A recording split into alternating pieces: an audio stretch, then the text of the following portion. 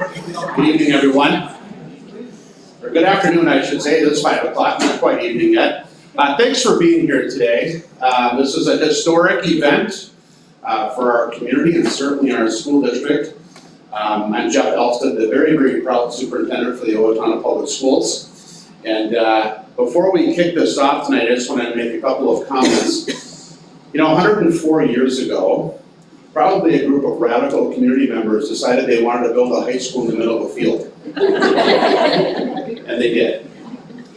And when we think about the pioneers that they were and the visionaries about what they thought would be great for our community, because the Owatonna High School, the original Owatonna High School, served this community for 100 years. More than that, 102 or 103 years. Beautiful building, beautiful architecture. But at some point, they probably had this thought of the old building they were using to say, it's time for us to do something different. All of you in here are those pioneers as well in the year 2019 when you said yes to a bond referendum, the radical people that wanted to build a high school building out in the middle of the field. And we did just that. This is a historic event. Thank you again for being here tonight. I'm going to turn this over to Corey Kath, our high school principal, to talk a little bit more about the way that the items will be curated and so on. So Corey. Well, it's a pleasure to be here this evening, being able to share with you the unveiling of this time capsule that we right now do not know what is all enclosed in there. First of all, I think what's really important though is that Owatonna High School has a rich history, and that history has spanned multiple buildings, multiple spaces of learning, and so many different faces. And so tonight I think it's going to be really exciting to see some of those faces emerge in what was collected within this time capsule. But a huge thanks goes out to those who have treasured this history and have made sure that it is part of who we are, and that is our museum committee as well as our Steele County Historical Society. They have been committed to making sure that this history stays alive and is still there for all of us to see. So I want to recognize we have some members of the museum committee as well as the Historical Society here tonight who are going to help us preserve this and make sure that it is on display for all of our community, as is already so many items. So if you have not seen, but at the new high school, there are multiple trophy cases or cases that we are using to showcase those artifacts. And our museum committee has put those together and will continue to as they get access to all of their artifacts that they have stored at the old high school right now. They will be building those cases as well as some at the actual site once the district office opens. So really exciting for us to be able to showcase those pieces that are already within their collection, but then now tonight after we open the time capsule, being able to see that as well. So very excited about it, but the man of the hour is actually going to be Bob Olson, who is going to open up the time capsule itself. He's got the special gloves to pull the things out of there. So we're going to turn it over to Mr. Olson, and I think Mr. Sebring is going to kick it off with saying a few remarks as well. As Bob makes his way up here, as an Owatonna, a proud Owatonna, and a graduate of Owatonna High School, as we watched the existing high school come down, it was both exciting and sad to see that happen, as it was such an important edifice for those of us that had walked the halls and graduated from Owatonna High School. It was pretty exciting the day that my phone rang and Bob Olson called and said, "Hey, you're not going to believe this, but they found a time capsule in one of the footings of the pillars of the old high school." With that, I'm going to turn it over to Bob and let Bob tell you the story and give you the quick back history on how all of this took place. School board members, if you would come up, and we will stand behind the table as Bob begins to disassemble the box. Sounds good. All right, thanks Mark, appreciate it. I think there's one of our old former students that's here that came up and asked me one day, "Is there a time capsule in there?" Would that be well, right, Nick? I think so. And that started getting me thinking, and I thought, no, I don't know, I haven't seen it. The old school was coming down, it was being demolished. And I walked up to the guys that were in the demolition piece of the construction and said, right down here is a 1920 cornerstone. Take that out nice and carefully, and if you can save it, it'd be great, because we'd like to cut the front end of it off and use it somewhere at the new district office or somewhere at the new high school to show it 1920. And I said, while you do that, be really careful, flip it over and see if there's anything inside it. And sure enough, they called me, I walked up and I saw this was underneath, this was inside the cornerstone. So it was really, really cool to see. I'm gonna be brutally honest, I drilled a hole in it earlier this morning. I cut a little piece around here and I'm gonna finish opening it up because it took about 10 to 15 minutes to get that far, and I didn't want you guys to sit here the whole time watching me slicing into it. So, I think what we're gonna do is we're gonna cut the rest of it. You can hold that, great. I will open it up, and then we'll pull things out and we'll let the school board take a look at it. So, here we go, from over 100 years ago, there's stuff in here. So we're gonna try to cut through here. Try not to grunt.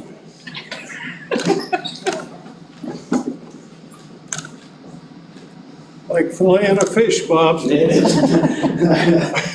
Thought I'd never filleted a fish this old.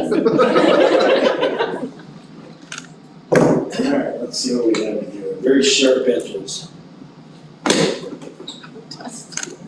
Dust, 100-year-old dust. So, I think what I'm gonna do is I'm gonna set this stuff over here for you guys. As we kind of go through it. It looks like a lot of papers in here. So we gotta be really careful on this one. Grand Army of the Republic roster, 1905.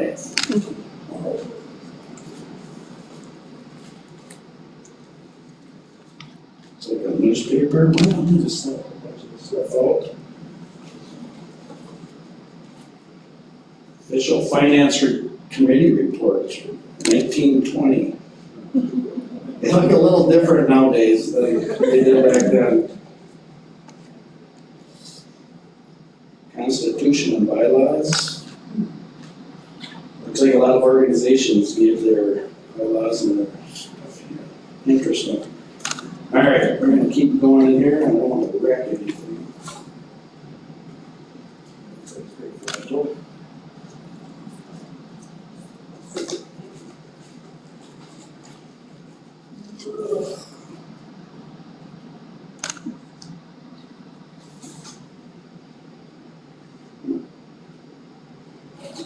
I think there's a newspaper in here in the bottom. That'd be kind of cool.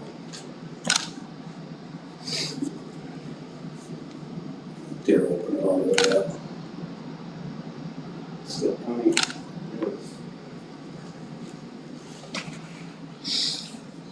Jostens College and Society emblems. That's pretty cool. Look at that one.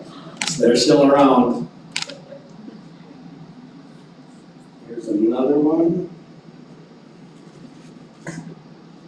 That is it, so I'm not gonna open all these. I'm gonna take this out of the way. Now let the school board jump in and take a look at some of the stuff. Mr. Cap, why don't you step up here, use the microphone, grab one of the items, share with the group what you're seeing. Mr. Elstad, would you please come up and do the same? I got a surprise one here, doesn't have anything written on it. It says a list of articles placed in a cornerstone of the new high school building, which cornerstone was laid by the Grand Lodge of Minnesota, AFAM, on September 30th, AD 1920. M.W. Edmund Montgomery, Grand Master officiating. So this is the roster of all of the items that you see within here that has been typed up and then put within here. So it gives every item in there, and then it was compiled by Miss Virginia Woodard on that date, September 30th, 1920. So I won't read these all because this is what's up here, so we will leave this setting there. You're all set? You wanna Sure. dig into something? Look at Stuff this looks one. pretty fragile. Yep, I'm gonna be really careful. This is a copy of the magnet from Owatonna High School. And it is the volume 1, number 10, dated April 19th, 1920. And the headline article is Big Stride in Owatonna Educational Progress. City votes $250,000 in bonds for the new high school. Pretty cool for our magnet staff. Very neat. Deborah, are you gonna pick something?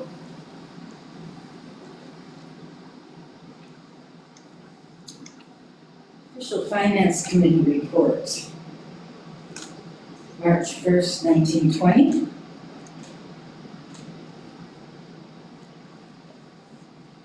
Looks like it has a list of people who donated or paid taxes. Looks a little different than our financial report that Ms. Bowles does for us right now. There's expenditures, there's waterworks funds, there's this and, Street work. yeah. All right, that's pretty neat. Sure. Tim, would you Tim? identify an item, and give a description of what you're seeing? This is not in English. No, I'm trying to get anything out of it. Check. Check. I think it's check. It's a little booklet, and check. And I have, no idea what I'm looking at. But there's a tiny booklet inside it. It almost looks like a lodge. Yeah, That it's goes a around Sonic like that. Lodge, I Yeah, think, but I'd say. the tech version. We are a melting pot. Great. Let's see what this is.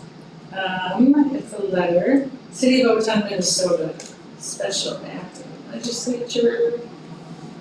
Oh, the list of mayors with their terms from 1865 to 1920. That's kind of interesting. City reporters, city clerks. It's kind of damp, actually. Library board, city hospital board, park board, board of health of the city. So all kinds of interesting history. I'm sure historians will have a ball. Yeah, it was. Oh, proposed charter, City of Owatonna, Minnesota. There you go.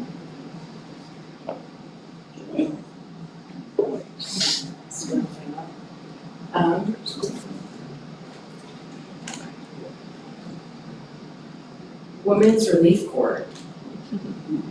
It's damp. Yep, and the envelope sealed, so I will let the professionals work with that one, so I don't screw it up. Charter and bylaws, Owatonna Country Club. C officers, C.I. Buxton, C.C. Demon, C.A. Titchener, and Adeline Bertridge as treasurer. Elizabeth? Sure. Do I need gloves? Yes. This one right here.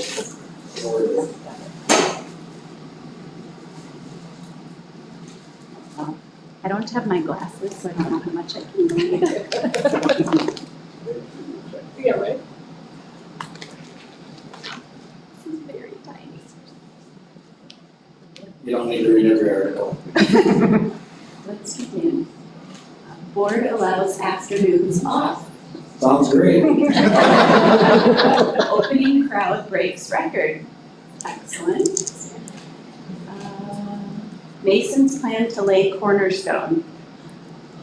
Races at fair are thrillers. Awesome. Eric?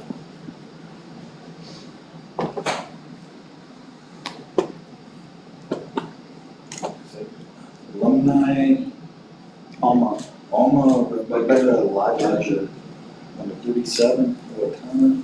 So, it's a Lodge, old ribbon. And their names and signatures of the noble grand, the vice grand, all the offices and positions. Very neat writing back then. September 24th, 1920. Want to talk a little bit about where we go from here? Sure, yeah. So as you can tell, we didn't get to all of these documents tonight, and we're gonna give you just a few minutes up here to come and take a peek at them. We would ask that you don't handle them, because the next step in this is we're really going to be identifying which of these documents really have a direct tie to the school district. And we will be curating those with the OHS Museum. Some of them we hope will be curated and put in the new district office location, as well as the high school location as well. We're also joined by Jennifer, a partner with us from the Steele County Historical Society, that will be taking some of these documents for display and curation there as well. So really exciting for our community to see these things. This is the school board of committees, is that what you're looking at? Yeah, high school faculty. High school faculty, the principal was Miss Theo Smith, The superintendent was a gentleman named J.J. Skinner. And the enrollment in late September of 1920 was 327 students. And today we have over 1,500 students at Owatonna High School. So we've grown. So we're gonna give you folks just a few minutes to come up here and ogle at these a bit before we start our school board meeting. Again, thank you so much for coming tonight. This is a historic event. You'll get to see these in other places around the community moving forward. But again, what a really cool thing is, I kind of equate, I didn't get to go see the eclipse. This is kind of like seeing the eclipse for me, because it happens every 100 years, right? So anyway, thank you so much again for coming, and please come up and take a look.